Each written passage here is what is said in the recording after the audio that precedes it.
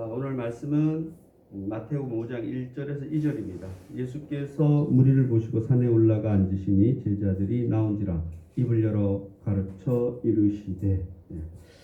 미리 들어가기 전에 이게 중요한 단어 하나 볼게요. 이르시되. 이게 이르시되가 우리 보통 이르시되 이렇게 하는데, 이런 말씀의 이 이르시되는 아주 중요한 얘기를 할 때 이 단어를 쓴다는 거. 이게 우리말이 이렇게 나온 거지, 이제 그 헬라어 원어는 똑같은 이르시되도 여러 가지 있을 수 있잖아요, 그죠? 그중에 특히나 여기서 이르시되 이렇게 하는 것은 상당히 중요한 것을 전할 때 쓰는 표현이라고 그래요. 그러니까 지금 이때부터 나오는 내용들이 중요하다, 나다, 중요하다.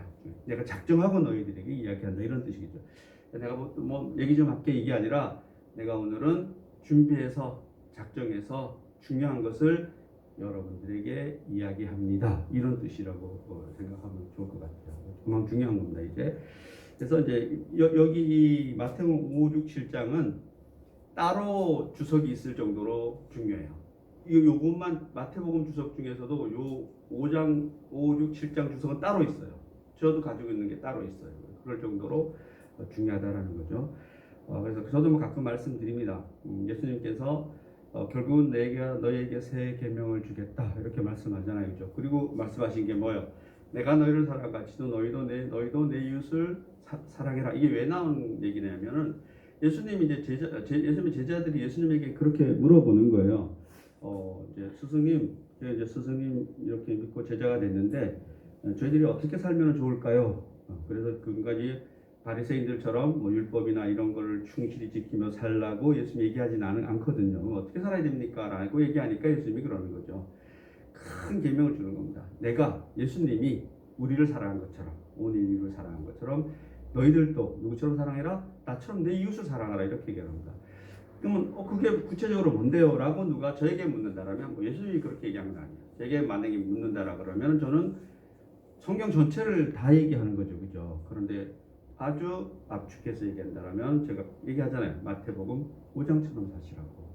마태복음 5장, 6장, 7장처럼 살라고 하는 게 누구의 말씀이에요? 예수님의 말씀이에요. 그렇게 말씀하시는 건 결국은 예수님이 그렇게 사셨다, 안 사셨다? 사셨다는 겁니다. 예수님이 인간으로서 5, 6, 7장처럼 살아내셨다라는 것이고, 근데 이제 좀 보시면 알겠지만 이렇게 살기가 쉽지 않아요, 이게. 그러나 쉽지 않다라고 해서 포기하는 건 아니죠, 그죠? 이렇게 살려고 뭐예요? 지향하는 거죠, 그죠? 지향하는 겁니다. 또 이제 말씀 중에 좀 나오겠지만, 대표적으로 그렇게 살기를 원한다고 작정하고 예수님 따라다니면서 그렇게 살지 못하는 사람은 뭐 베드로가 대표적으로 보여줘요. 무리를 걷는 모습에서 보여주잖아요, 그죠? 예수 믿고 그렇게 살아요, 안 살아요? 그렇게 살아요, 그죠? 예수님처럼 산단 말이에요. 그러나 의심이 들기 시작하면 살아요, 못 살아요? 못 살아요, 그죠? 그러나 그 베드로가 결국은 어떻게 살아요? 끝내는 그렇게 사는 거죠, 그죠? 그래서 우리는 어떻게 보면은 이렇게 사는 것 같이 보이다가, 또 어떻게 되면은 끊어져 사는 것처럼 보이다가, 그러나 결국은 어떻게 가룟 유다처럼 그렇게 살지 말라라고 얘기하는 것이고, 베드로처럼 그렇게 살라라고 얘기하는 겁니다. 그래서 예수님께서는 우리 누구든지 그렇게 살 수 있다, 없다? 살 수 있다라는 겁니다, 그죠? 살아야만 한다, 꼭 살아야만 한다는 게, 너희도 그렇게 살 수 있다, 저는 이렇게 해석을 합니다. 그래서 가령 못 살 수도 있다, 없다? 있다. 그러나 걱정하지 마라. 우리 아들이 아픈 것은 우리 아들의 잘못이 아니라 엄마인 내 잘못이라는 거죠. 그래서 엄마인 내 속 안에 있는 것이다. 그러니 우리 아들에게 뭐라 그러지 마라 라는 그 말씀이 이 말씀과 좀 똑같다고 생각합니다. 그래서 보통 우리 마태복음 5장, 6장, 7장까지를 여기 제가 오늘 제목을 했는데 천국 대헌장 뭐 이렇게를 얘기해요, 그죠? 그래서 예수께서 천국 선포를 하는데, 천국이 가까이 왔느니라라고 선포를 하는데, 그 천국 시민이 행해야 되는 그런 윤리, 삶을 얘기하는 겁니다, 구체적으로. 그래서 보면은 이 대헌장, 이 5장, 6장, 7장 대표적인 게 뭐예요? 3절에 보면 심령이 가난한 자는 복이 있나니 천국이 너희 것임이라, 뭐 이런 거 얘기하는 겁니다. 그리고 뭐 오리를 가자 그러면 뭐 심리를 가져라, 이런 얘기를 하는 거예요, 이게. 그래서 삶이 이게 쉽지 않단 말이에요. 누가 여러분에게 100만 원을 꿔달라 그러면 얼마를 꿔주라고 200만 원을 주라고 얘기하는 거예요. 저 얘기 쓴다, 지금. 200만 원을 주라고. 보면 이러한 이 말씀이 우리 믿는 사람이나 믿지 않는 그런 그 인류 일반에게 주는 도덕 윤리 아니에요 이게. 그러니까 모든 사람에게 주는 도덕 윤리도 아니고 또 뭐요? 천국에 들어가기 위한 이게 조건일까 이게 조건도 아니에요, 그죠? 조건도 아니고 그 다음에 천년왕국에서 지킬 윤리도 아니에요. 그리고 천국을 눈앞에 둔 자가 천국에 들어가려고 안간힘을 쓸 때에 지킬 수 있는 어떤 그런 말씀도 아니에요. 그리고 복음으로 이끄는 일종의 어떤 법, 복음으로 이것을 지키는 것 이것만이 복음이다. 그러는 절대적인 법 그런 것도 아니에요. 또 새로운 존재 상태를 가지도록 뭐 충동하는 자극제도 아니고 다 이런 거 아니니까 이 말씀을 가지고 뭔가 구원받는 듯한 이렇게 살면은 구원받는 듯한 그런 거 아니에요 절대로. 그러면 이건 뭐냐? 이 말씀은 예수의 천국의 은혜를 체험한 자, 이미 천국 시민이 된 자가 미래의 천국을 바라보며 지키게 되고 또 지켜야 하는 윤리인 거죠. 그게 뭔 얘기 아세요? 이거는 예수님께서 일반 모든 사람들에게 얘기하는 것이 아니라 예수님의 그 무리들 중에서도 특별히 산에 올라가요. 산에 올라가는데 거기에 따라오는 무리, 조금 구별된 무리인 거죠. 무리들에게, 예수 믿는 무리들에게 주는 그런 뭐예요? 너희가 이제 내 제자, 나를 따라다니니까 앞으로 이렇게 살았으면 좋겠다라고 얘기하는 거예요. 이게 이렇게 살면은 네가 천국 갈 수 있어. 이거 다시 뭘로 바뀌는 거예요? 바리새인들의 율법을 똑같이 되는 거잖아요, 그죠? 이거 아니에요. 이거는 예수 믿는 무리들에게, 내 아들에게 주는 거예요. 우리 자녀들에게 이렇게 앞으로 이렇게 살았으면 좋겠다라고 부모가 얘기하듯이 예수님이 이것을 제시해 주는 거죠, 그죠? 그래서 이게 절대적으로 이렇게 살지 않으면 안 돼. 이거 없어. 이렇게 살지 않으면 너네 지옥 가. 이런 식으로 얘기하면 안 돼요. 이건 전혀 상관없는 얘기, 이런 얘기는. 그래서 그런 것은 아니다라는 겁니다, 그죠? 그래서 예수로 말미암아 성령으로 세례를 받은 자가 감사함으로 진심으로 지킬 하나님의 온전하시고 기쁘신 뜻.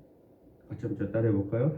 이 말씀은 예수로 말미암아 성령으로 세례 받은 자가 감사함으로써 진심에서 지킬 하나님의 온전하시고 기쁘신 뜻이다.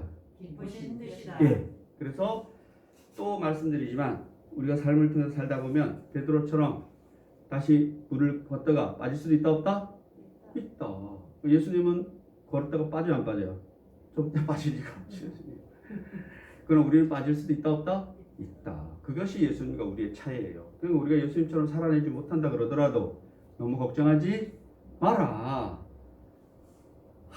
우리 아들이 아픈 것은 우리 아들의 잘못이 아니고 엄마인 내 속안 안에 있다. 예수님 안에 속안이 있는 거죠, 그죠? 그래서 다만 뭐예요? 우리가 예수님 상태에서는 그 믿음이 자라도록 그 길을 가는 거죠. 결국은 이제 베드로가 그렇게 가요, 안 가요? 가잖아요, 그죠? 간다면 우리도 그렇게 갈 수 있다라는 겁니다. 그래서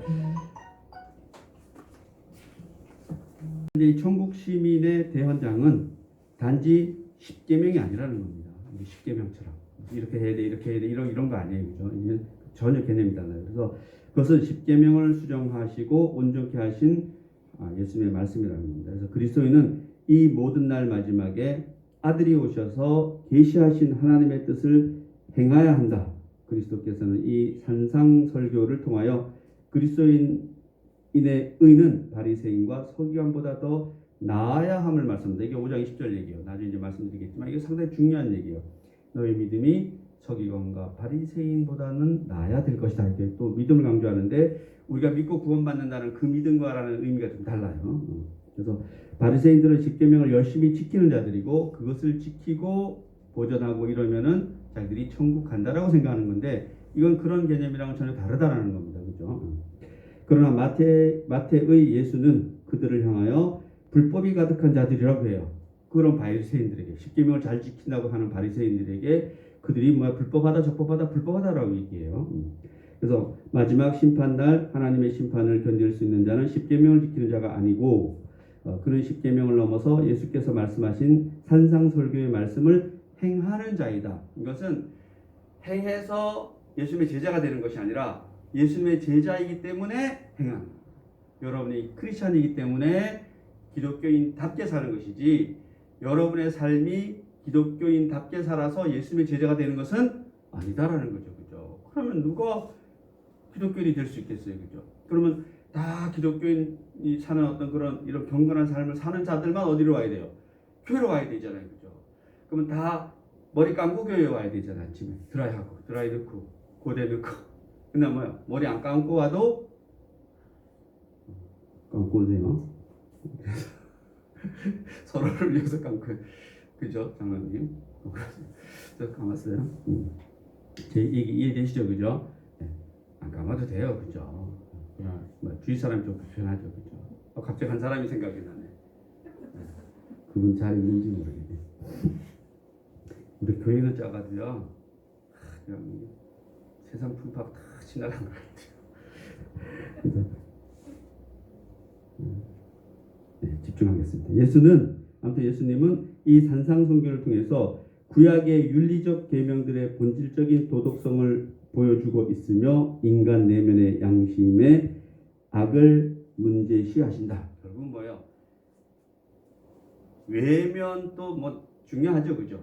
외적인 것도 중요하다는 얘기예요. 그러나 내면도 중요하다, 중요하다고 얘기하는 겁니다. 주로 바리새인들이 외적으로는 나는 이것도 하고 이것도 안 하고 또 뭐야, 하나님 좀 이것도 하고 이렇게 얘기하는 거예요, 그죠? 그래서 기도도 막 이렇게 안 씻고 막 며칠씩 돼서 자 기도만 내가 많이 했다라고 보여주는데, 그렇게 하라 하지 마라라고 예수님이 얘기해요, 그죠? 이 내면에 뭐가 있느냐, 내면이 중요하다고 얘기합니다. 그러나 내면이 귀찮으면 외모도 반짝반짝 빛나요, 안 빛나요?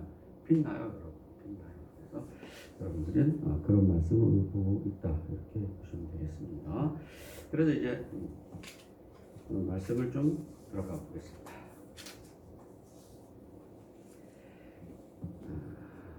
많이 끝났네 벌써.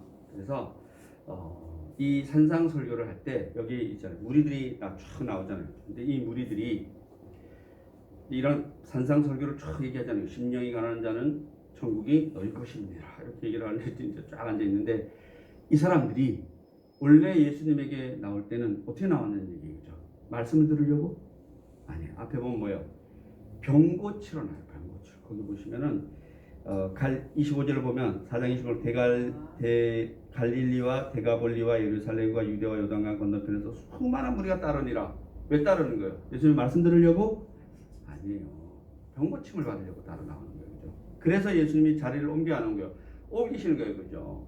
모든 사람이 이 말씀을 들을 대상은 아니다라는 겁니다. 병 고치러 온 자들은 말씀을 들을 대상이 아니고, 그래서 예수께서 무리를 보시고 이제 뭐예요? 좀 구별하려고 산에 올라가시는 거예요. 산에 올라가 앉으시니 이제 뭐라고 나와요? 제자들이 나온다.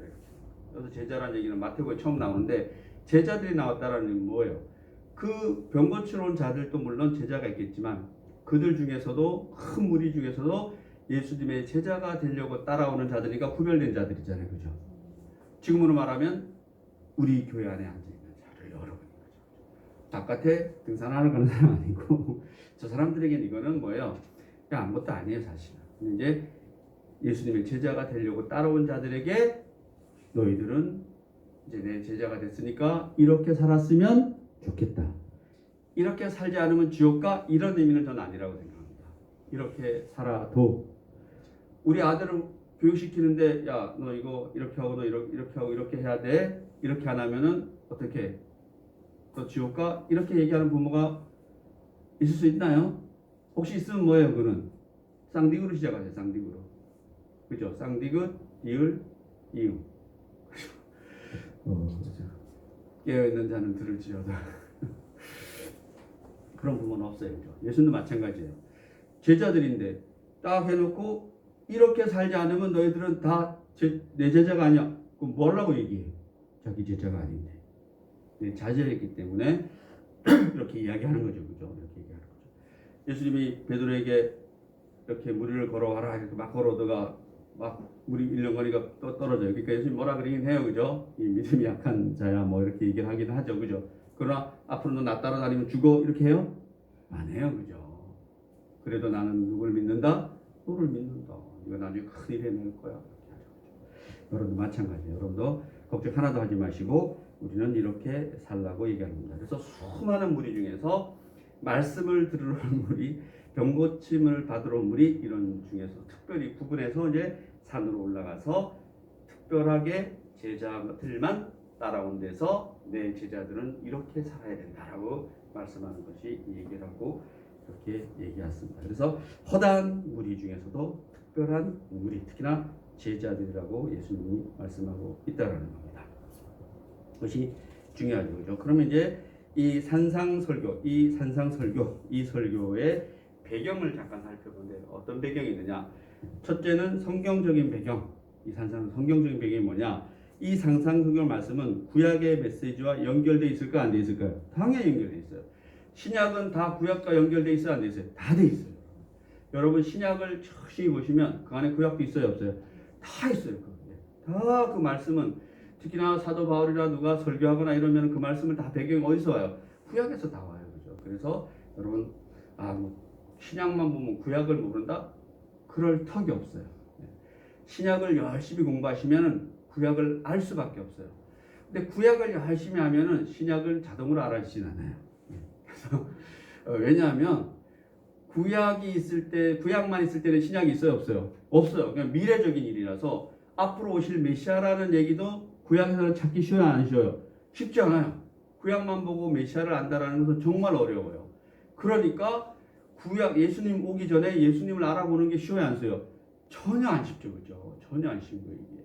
그러나 이제 신약을 보면은 구약에서 말하는 메시아를 알아볼 수 있어요, 알아볼 수 있어요. 왜냐하면 신약에서는 구약을 비춰주니까. 그래서 구약에서 신약을 비춰보는 것이 아니라 거꾸로 반대로 성경을 볼 때는 신약의 예수님을 통해서 구약을 비춰보는 겁니다. 빛은 구약이에요, 신약이에요? 신약이 빛인 거죠.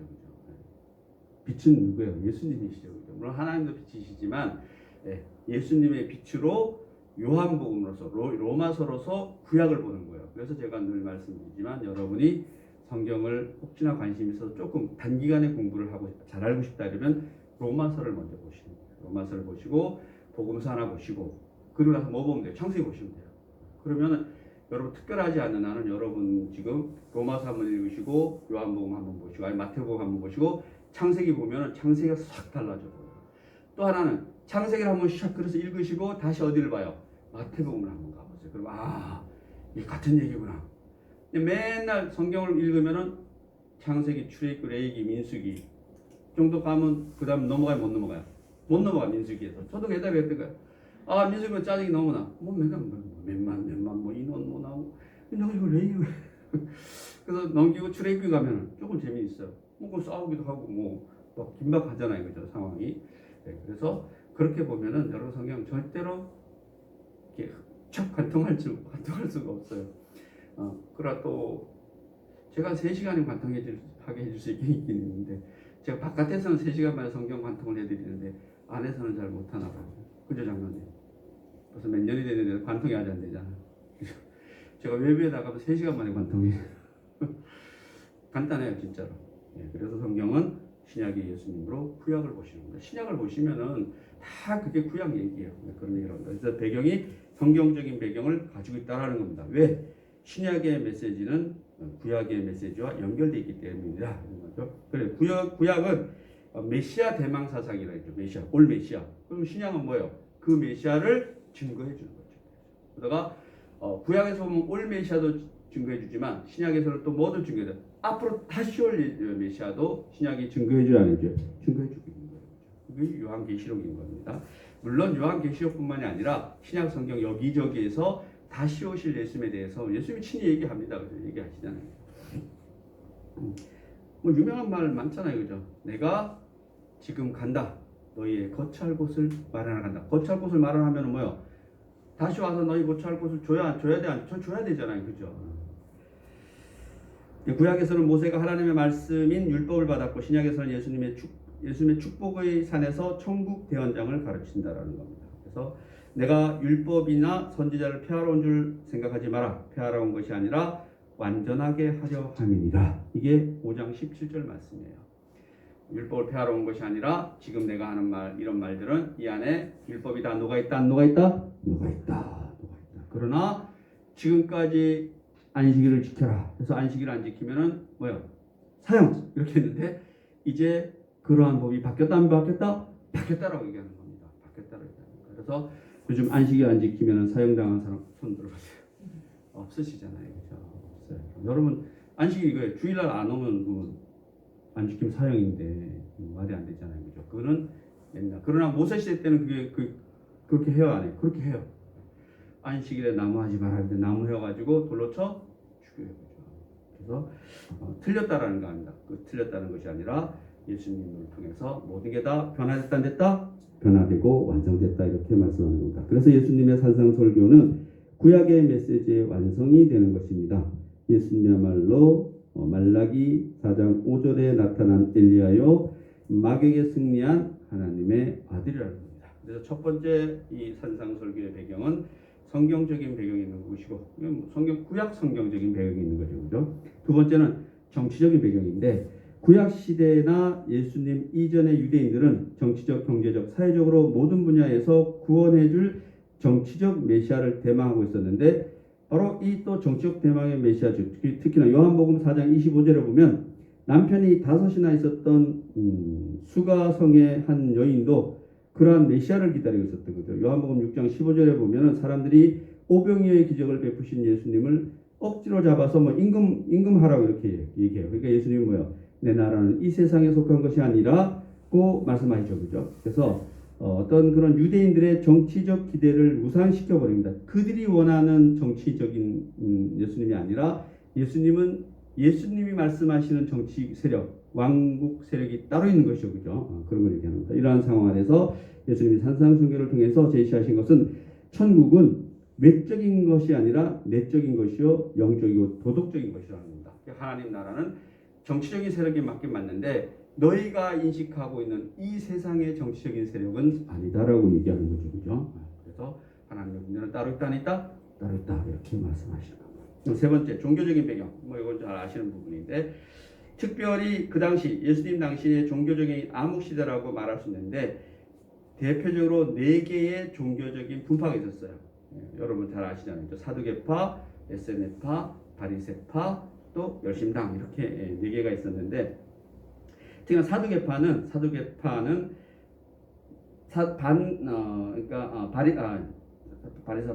바리새파는 현실을 무시하고 율법에만 집착했던 사람들. 바리새파는 분리된 사람들. 뭔가 율법을 자기가 지키고 보존해야 되는 사람들. 이렇게 해서 현실을 무시하고 율법에 집착했던 사람들. 사두개파는 반대로 율법은 적당히 믿고 해석하고 오히려 정치적으로 현실적으로 이해관계가 충만해서 결국은 뭐예요? 예수님이 성전 정화 사건 같은 거 하시죠, 그죠? 그게 바로 그들 사두개파들의 어떤 성전을 통해서 부를 축적하고 뭔가 거기에 비로부터 먹는 사람들이 다 사두개파야. 그런 것들을 예수님이 이렇게 정리하는 그런 모습을 보여주고 있는 거죠. 그게 사두개파의 세력이고 에스네파는 그 현실을 피해서 도망가요. 그 현실을 피해서 도망가서 자기만 신앙심을 지키고 살겠다는 것이 에스네파예요. 그래서 재림을 기다리며 은둔 생활을 했던 사람들이고 반면 열심당원은 또 반대예요. 열심당원은 뭐요? 유대인의 독립을 위해서 독립군 같은 세력이에요. 열심당원. 그래서 열심당원들은 칼을 차고 다니면서 민족주의적 이런 것을 추구했던 사람들이다. 그래서 크게 4개 종파가 있는데 살짝 반대적인 이미지를 갖고 있는 거죠. 그죠? 그래서 이러한 종교적인 배경 속에서 예수님의 산상설교는 뭐라고 이야기하는 것이냐? 바리새파 같은 사람들에게는 참신앙이란 외적인 형식과 의식에 있는 것이 아니고 내적이고 영적인 것에 있다는 걸 보여주는 것이고 또 사두개파 같은 어떤 성전을 중심으로 있는 그런 일군의 무리들에게는 뭐를 얘기하냐면 신앙은 사람의 방법, 즉 정치적인 방법으로 해결되는 것이 아니라 하나님의 방법으로 해결되는 것이라는 것을 보여주고 제사장이 하나님의 역할을 대신할 수는 없는 거잖아요. 그죠? 그래서 이제는 참 대제사장의 시대가 열렸다라고 얘기하는 거죠. 그 다음에 에스네파 같은 사람들, 즉 현실 도피하는 사람들에게는 신앙은 금식하고 육체를 절제하는 연단의 문제가 아니라 자신의 마음의 문제라는 것을 보여주는 것이고 열심당원들에게는 혁명의 문제가 아니라 진정한 예배의 문제가 더 중요하다는 걸 보여준다는 겁니다. 그래서 4개의 종파들에게 이 산상설교는 모두에게 다 일침을 가하는 그러나 또 오늘 우리를 통해서 보면 우리에도 똑같이 지금 일침을 가하고 있는 거죠. 그죠? 우리는 어떻게 보면은 에스네파 같은 부류도 있는 것이고 또 어떻게 보면은 열심당 같은 부류도 있는 것이고 또 어떻게 보면은 사두개파 같은 경우도 있고 또 뭐요? 하나 안 했는데 바리새파 같은 영역이 있는 거죠. 특히나 우리 한국교회 성도들은 바리새파 같은 사람들이 많죠, 그죠? 나만의 신앙이 예, 이거 놀랍게도 있다는 겁니다. 그래서 이런 혁명과 폭력과 반항에서 이 시대를 구원할 수 있는 길은 신령과 진정으로 예배되는 것이며 이것을 교회가 제시해 주어야 한다라고 그렇게 얘기하고 여기서는 너희들은 그렇게 살면 되지 않는다라고 얘기하는 거죠. 마찬가지로 우리에게도 지금 동일한 말씀하고 있는 거죠, 그죠? 너희들은 이렇게 살아라. 이렇게도 아니고 이렇게도 아니고 이렇게도 아니고 얘기하잖아요, 그죠? 그래서 그리심산에서도 아니고 예루살렘 성에서도 아니고 너희가 신령과 진정으로 예배할 때가 있다라는 겁니다. 이 교회가 어떻고 저 교회가 어떻고 이 목사님이 어떻고 저 목사님이 어떻고 이것은 의미가 없는 것이죠, 그죠? 결국은 뭐예요? 내가 어떻고가 중요해요. 내가 어떻고 여러분이 어떻고가 중요한 거죠, 그죠? 여러분이 하나님 앞에서 교회 앞에서 이 세상 앞에서 어떠냐가 중요한 겁니다. 그 다음에 또 보시면은 우리가 어떤 시각에서 산상설교를 배워야 할 것인가? 그럼 우리 산상설교를 통해서 뭘 배워야 되느냐? 첫째로 산상설교는 천국의 기준이 된다는 겁니다. 천국의 기준이 됩니다. 사람은 죄인이기 때문에 자기가 그대로 못하면 기준을 낮추려는 경향이 있는데 우리가 따라가고 못 가고 하는 것은 우리의 문제이므로 결코 성경의 기준을 낮추지만 성경을 우리의 기준으로 낮추면 돼야 안 돼요. 안 될 수가 없는 거죠. 그러나 한때는 그렇게 했어요. 한때는 성경의 기준보다도 교황의 기준에 맞춰서 살아가는 거죠. 그 종교의 정치적인 기준에 맞춰가지고 사는 거죠. 그렇죠? 당연히 그래도 안 되는 거죠. 그렇죠? 그러므로 맞추지 말아야 한다. 교회의 타락은 뭐냐? 그것은 교회가 세상의 기준에 맞추는 것입니다. 신앙의 타락은 뭐냐? 삶의 기준을 스스로 낮추는 겁니다. 오늘 여기 기록된 말씀은 1.1획도 바꿀 수 없는 천국의 영원한 기준, 천국의 기준이라는 거죠. 예수님이 다 지킨 기준이에요. 그죠? 여기서 하나 더 생각할 것은 천국의 기준을 받아야 할 사람은 세상 사람이 아니라 예수 믿는 그리스도인들이 우리의 기준입니다. 그리스도인들의 기준이라는 거죠. 그죠? 기준이 없다면 우리는 옳고 그름을 알 수가 없습니다. 어떤 사람은 가장 성서적이고 이상적인 삶이 무언가를 묻습니다. 그래서 대답하는 것이 예수님의 상상설교로 돌아가십시오. 거기에서 모든 대답이 기록되어 있습니다. 저도 마찬가지입니다. 예수 믿고 구원받은 사람들이 어떻게 살아야 됩니까? 내가 너를 사랑한 같이 너희도 네 이웃을 사랑하라. 구체적으로 그럼 어떻게 살아야 됩니까? 제가 말하는 게 아니라 제가 이렇게 말하잖아요. 그죠? 그러면 여러분 각자가 받아들이시는 거죠. 각자가 형편에 맞게. 그래서 마태복음 5장, 6장, 7장 상상설교를 읽어봐라. 거기 구체적으로 나와 있는데 그것도 있는 사람마다 다 달라요, 안 달라요? 다 다르죠, 그죠? 다 다르기 때문에 거기서 하나님의 메시지를 직접 받아라면 직접 받는 거죠. 직접 받아야죠. 그 길을 성경을 전하는 사람들은 안내해 주는 거죠. 설명해 주는 것밖에 없는 것이지 내가 이렇게 영광을 받았으니까 너희도 이렇게 받아야 돼? 그거는 택도 없는 소리죠. 그래서 예수님 여기서 말씀하신 하늘의 기준은 친히 그가 그대로 사셨기 때문에 기준이 되는 것이고 이것은 인간이 가질 수 있는 가장 높은 기준인 거죠. 그러므로 우리가 그 기준대로 살기 위해서는 예수님만 바라봐야 합니다. 즉 성령의 도우심으로 중생을 체험하고 변화를 체험하는 거죠. 그리고 예수님을 바라볼 때 우리도 모르는 사이 그러한 삶을 살게 되는 겁니다. 너희가 너희를 사랑하는 자를 사랑하면 무슨 상이 있으려? 너희가 너희를 사랑하는 자를 사랑하면 여러분에게 밥 사주는 사람에게 밥 사주는 것은 뭐야? 당연하다라는 겁니다. 그죠? 무슨 의미가 있겠느냐? 또 너희가 너희 형제에게만 무난하면 남보다 더한 것이 무엇이냐? 너희 형제들만 챙기면 그건 당연한 거 아니야? 너 아들들만 챙기면 당연한 거 아니냐? 이방인들도 이같이 하느니라. 누구나 그렇게 하느니라. 걔도 그렇게 해. 걔도 자기 엄마 걔를 그 아들 걔가 막 동영상 깜짝 놀랐어요. 제가 한 말씀 드렸잖아요. 그죠? 엄마 걔가 늙었는데 아들 걔가 같이 운동 나와서 그 도로 떨어지니까 계속 밀어 올려서 집에 운동시켜서 데리고 들어가고 진짜 동영상에 나와 있어요. 찾아보세요. 아들 걔가 엄마 걔 운동시켜서 나오더라고. 진짜 개만도 못하는데. 그러므로 하늘에 계신 너희 아버지의 온전하신 것 같이 너희도 온전하라. 그러니까 어떻게 하면 온전하느냐? 이렇게 살면 온전한 거죠. 그리고 또 이렇게 살지 못한다 그래서 나 이렇게 살지 못하는데 걱정할 필요 없다라고 얘기했잖아요. 그죠? 그러나 우리의 목표는 우리의 삶의 목표는 뭐예요? 이렇게. 그래서 이제 잠깐 좀 세면은 저는 이제 이러한 표현을 제가 이제 보통 학교에서 강의할 때도 많이 하는데, 그럼 기독교인의 삶은 어떻게 돼야 되느냐? 뭐 이렇게 다 하면 이렇게 당연히 못 살죠. 이런 사람들 어디 있어요, 그죠? 그러나 아주 간단히 얘기하면 저는 그냥 늘 제가 말씀드리지만 무사는 격부를 째지 않는다라는 말 가끔 하잖아요, 그죠? 장군이 자기 장군인데 부하 장병들이 막 모닥불 피우는 이렇게 거의 근데 장군이니까 뭐야? 자기가 혼자 그럼 돼야 안 돼요? 안 되잖아요, 그죠? 그러니까 그러한 기독교는 그러면 안 돼요, 적어도. 그럼 어떻게 해야 돼요? 무사는 장군은 부하들 노력이 있어. 나는 뒤에 앉아서 떨다가 동사 그러면 동사만 안 되고 뭐 해야 돼? 막 뛰어야지. 제자리 뛰기 막 해야지. 또안 추워 이러다가 다음 새벽에 나도 보니까 뭐야? 장군이 움직이잖아. 그래도 안 돼요. 장군은 그래도 안 돼. 왜냐면 장군이 죽으면 뭐야? 부하들이 어떻게 해? 그러면 안 되잖아요, 그죠? 이거는 제가 하는 얘기고, 아무튼 무사는 격부를 찌지 않는다. 저는 이 말 좋아합니다. 저는 그렇게 살고 싶어요, 사실은. 그렇게 살고 싶고, 아무튼 또 좋아하는 말이 뭐냐면, 옛날에 누가 이런 얘기를 했다 그래요. 누가 인지 잘 모르겠는데, 선비 있죠. 저는 이제 선비라면 보통 선비라면 우리가 생각하는 게 막 배 나오고 이런 선비 아니에요, 그죠?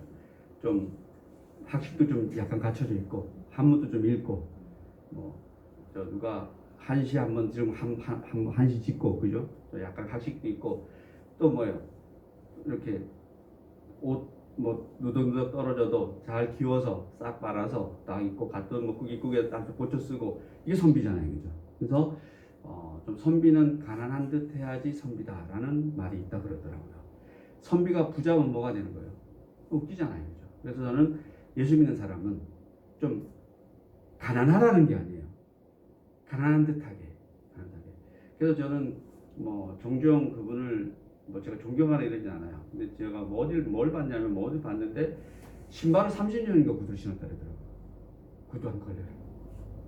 그리고 그분이 좋아하는 게 이 설렁탕에다가 이렇게 빨간 깍두기 국물 부어가지고 먹는 걸 좋아한다고요. 저 지금 이제 그렇게 먹는데 저도 한때 그게 깍두기 국물 부어 얼마나 먹는데 좀 우리가 보기에는 안 그럴 것 같잖아요. 되게 진짜 세계적인 기업의 사장인데 오는데 그러나 그 삶은 뭐야? 상당히 소탈한 거죠, 그죠? 좀 가난하지 않잖아요, 그죠? 가난하지 않지만 좀 가난한 듯하게 살아가잖아요, 그죠? 그것도 마찬가지. 돈이 아무리 많더라도 좀 이렇게 돈 많다고 막 그냥 무슨 티내고 다니는 사람 무지 많잖아요, 그죠? 네. 그러나 돈 많아도 티 안 나는 사람 많아요, 안 많아요? 많아요, 진짜 많아요. 그래서 기독교인의 삶은 그래야 된다고 생각합니다. 그것이 지금 우리 이 천국 복음이 적어도 우리는 그런 정도로 살아내야 된다고 생각합니다. 일반 사람이랑 우리는 달라야 되잖아요, 그죠? 일반 사람이랑 뭐가 다를까라는 얘기예요. 어떻게 보면 더 일반 사람이 우리를 걱정해요, 그죠? 그러나 우리 개인은 여러분이 이제 어떻게 결정할지 여러분이 아시는데 저는 그렇게 합니다. 무사는 격부를 지지 않는다는 그런 거. 그리고 선비는 좀 가난한 듯한 그러나 누가 나를 무시하거나 깔볼 일이 없죠, 그죠? 무시당할 일도 없고 그래서 여러분들이 좀 크리스찬답게 적어도 여러분에게 기독교 교회 다니는데 기독교 교리가 뭐야? 이런 물으면 나 잘 몰라. 우리 목사님한테 물어봐. 그건 뭐예요? 별들에게 이 경고였어요. 나 잘 모르지만 와, 나 내가 가르쳐 줄게. 그래서 뭐 보면 돼요, 같이 로마서 읽으면 되지. 그 진짜 알고 싶어? 성경에는 다 교리인데 로마서가 교리서의 핵심이야. 로마서를 쉽게 한번 읽어봐. 못 읽겠어? 그럼 여러분 읽어줘. 그럼 되시는 거예요, 그죠? 예수님 대해서 얘기해 주면 되는 거예요, 예수님 대해서. 그러면 야, 로마서처럼 그렇게 하면 구원받는데 그런 사람 어떻게 살아야 되는 거야? 아니면 로마서에도 나와요. 구원받는 사람은 뭐요? 12장 1절처럼 너희 몸을 거룩한 산 제사로 드려라. 그럼 너무 어렵잖아, 일반 사람들에게는. 그러면 마태복음 5장을 보는 거죠. 심령이 가난한 자는 복이 있나니 천국이 너희 것입니다. 네 것이야. 심령이 가난해야 돼. 심령이 어떻게 가난해야 되는데 그냥 모르잖아요, 그죠? 그런데 그런 거 얘기하는 거예요. 욕심을 애통해 하는 자 복이 있다. 이런 얘기 쭉 해준 걸 그 뒤에 보면은 그것 얘기해줘요. 오리를 가자면 심리를 가자면 겉옷을 달라면 뭐든 해주고 그래서 그 친구가 그러면은 10,000원만 꿔줘 이러면 어떻게 돼요? 이거 벌어서 써. 그래서 아무튼 우리의 삶의 자세, 특히 저의 삶의 자세, 기독교의 삶의 자세는 좀 선비스러워야 된다. 그것이 크리스찬이 아닐까. 그래서 저는 오늘 이제 우리 권사님 두 분 보면은 그런 생각 듭니다. 그래서 멋있잖아요. 자, 그리고 또 이제 우리는 이 산상순전을 통해서 예수님이 완벽하게 그대로 사시는 것도 살아내야 되는데 결국은 뭐예요? 예수님은 이것을 위해서 십자가 피 흘려 돌아가셨다라는 겁니다. 그죠? 그래서 우리가 그가 우리를 대신하여 자신을 주심은 모든 불법에서 우리를 속량하시고 우리를 깨끗하게 하사 선한 일을 열심히 하는 자기 백성이 되게 하려 하심이라. 한 예를 들어보면 예수님이 제자들이 이게 베드로 얘기 나오는 겁니다. 베드로에게 이제 이러한 네가 물을 걸어오라 이렇게 하는데 걸어오다가 나중에 베드로가 겁이 와서 막 흔들리니까 물에 빠져요 안 빠져요? 빠지잖아요. 그죠? 그래서 예수님이 뭐라 그러니까 믿음이 작은 자여 왜 의심하느냐. 그래서 어떤 일이 있어도 우리는 의심할 필요가 있어요 없어요? 없어요. 여러분이 산상설교를 쭉 읽으면서 나는 이렇게 살아가고 있다. 그래도 겸손. 난 혹시나 이렇게 살아가고 있지 못하는데 하더라도 뭐예요? 자긍심.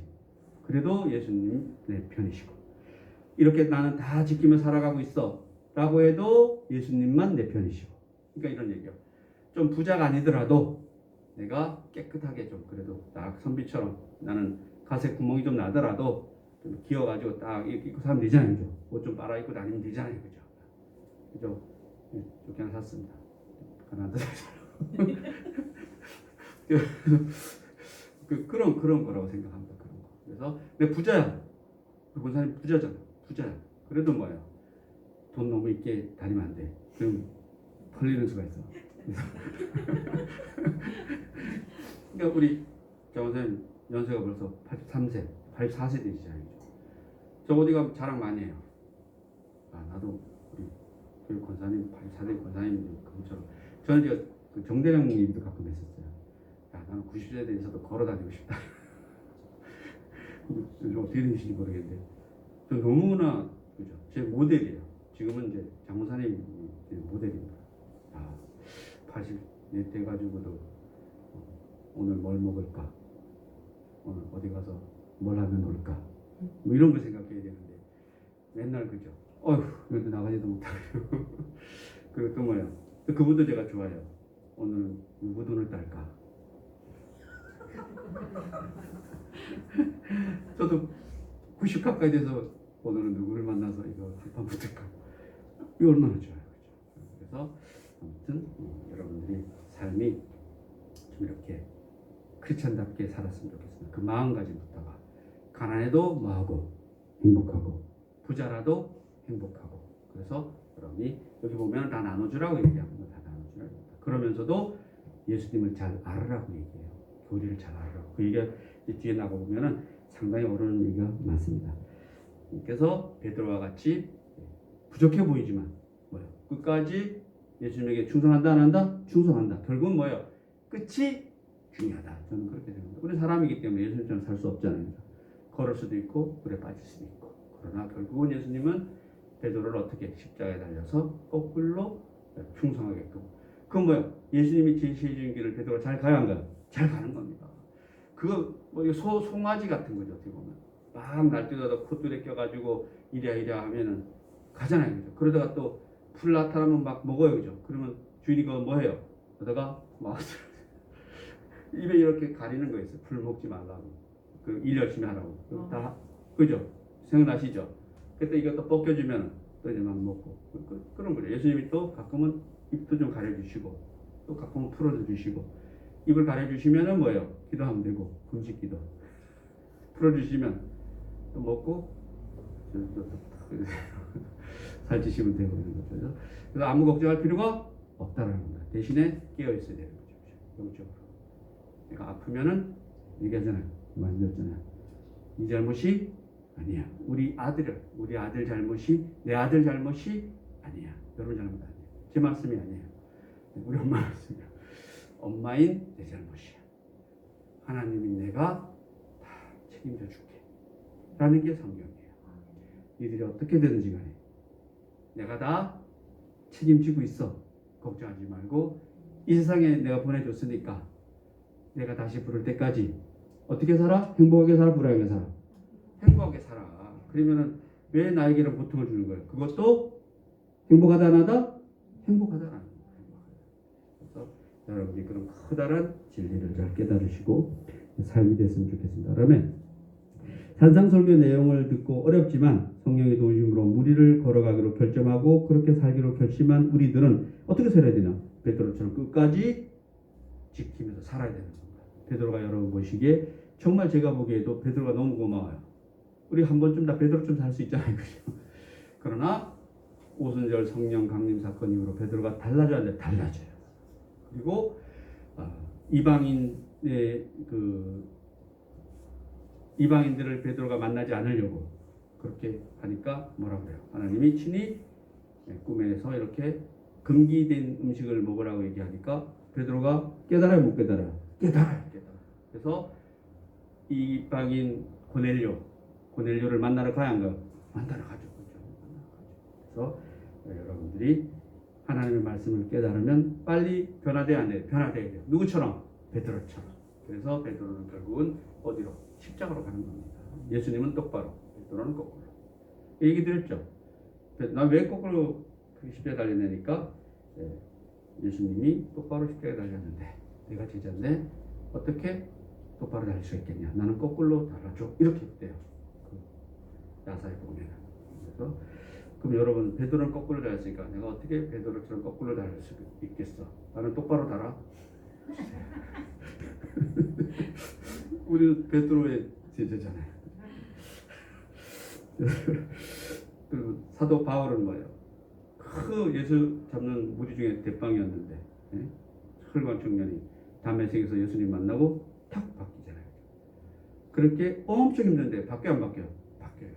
그리고 사도 바울은 교수형 당하잖아요. 그래서 여러분이 사도 바울을 교수형 당했으니까 목이 떨어졌단 말이죠. 나는 목이 떨어지지 않게 해주세요.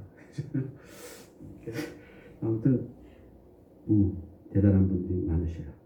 그래서 우리도 끝까지 누구처럼? 베드로처럼, 바울처럼 하나도 예수님의 제자들 보면 스데반처럼 그 어떤 제자도 우리가 보기에 부귀영화를 누린 제자는 제가 보기엔 없어요. 성경에. 우리가 생각하는 부귀영화. 그러나 성경이 말하는 부귀영화는 누가 최고의 부귀영화예요? 예수님이 최고의 부귀영화예요. 그래서 제가 가장 안타까운 것 중에 하나가 사실 지금도 좀 어떻게 보면 부끄럽죠. 그렇죠? 저도 너무 좋은 옷을 입고 있어서. 근데 예수님도 뭐 좋은 옷 입었겠죠. 2000년. 그러나 우리 가끔 보면은 뭐 우리 기독교는 얘기 안 할게요. 제가 맨날 얘기하는 교황 이렇게 막 이런 거 하고 뭐 이런 거 주렁주렁 달고 그거 다음 구약의 예복 비슷한 거예요. 그게. 그러나 예수님은 그렇게 이 땅에 오신 분이 아니셔요. 그죠? 그런데 그들이 예수님의 이름으로 밥 먹고 살잖아요. 예수님 이름으로 월급 받고 살고. 좀 아이러니해요, 사실은. 그 수많은 군중들 속에서 그런 예수님도 수많은 군중 속에서 뭔가를 가르치지만 그 모습하고 그 모습이 이렇게 비슷해지게 뭐가 맞나요? 저는 그렇게 맞지 않아요. 우리 기독교도 마찬가지죠. 흔히 뭐 큰 교회 나쁘다 비판하는 거 아니에요. 나름 있죠. 그러나 뭔가 예수님이 느껴지나요? 뭔가 안 맞잖아요. 이게. 그래서 여러분들이 여러분이라도 뭔가 예수님과 맞는 그런 삶을 잘 견지해 내시는 게 진짜 여러분 크리스천이 아닌가 저는 그렇게 생각합니다. 그래서 서로 이제 우리 간증 같은 게 해주는 거죠. 여러분이 보기에 목사님 그거는 좀 아니지 않나? 좀 얘기하세요. 그럼 제가 좁게 안 어울리는데 좀 가져가세요. 그런 거죠. 네? 안 맞았으면 못 봤어요. 네, 고맙습니다. 제 쫓기를 지켜주셔서. 그래서 좀 작은 거 샀어요. 기도하시겠습니다. 네, 하나님 감사합니다. 오늘부터 천국의 대원장을 배우게 하심을 너무나 감사합니다. 이 말씀을 통하여 우리 모두가 하나님의 표준대로 살 수 있는 능력과 거룩한 삶을 허락해 주시옵소서. 그리고 성령의 도우심으로 예수님의 삶이 곧 우리의 삶이 되게 하시옵소서. 예수님의 생각이 우리의 생각이 되게 하시옵소서. 우리가 혹 베드로처럼 살지라도 베드로의 끝날에 베드로가 살은 것처럼 우리도 베드로처럼 살게 하여 주시옵소서. 예수님의 이름으로 기도드립니다.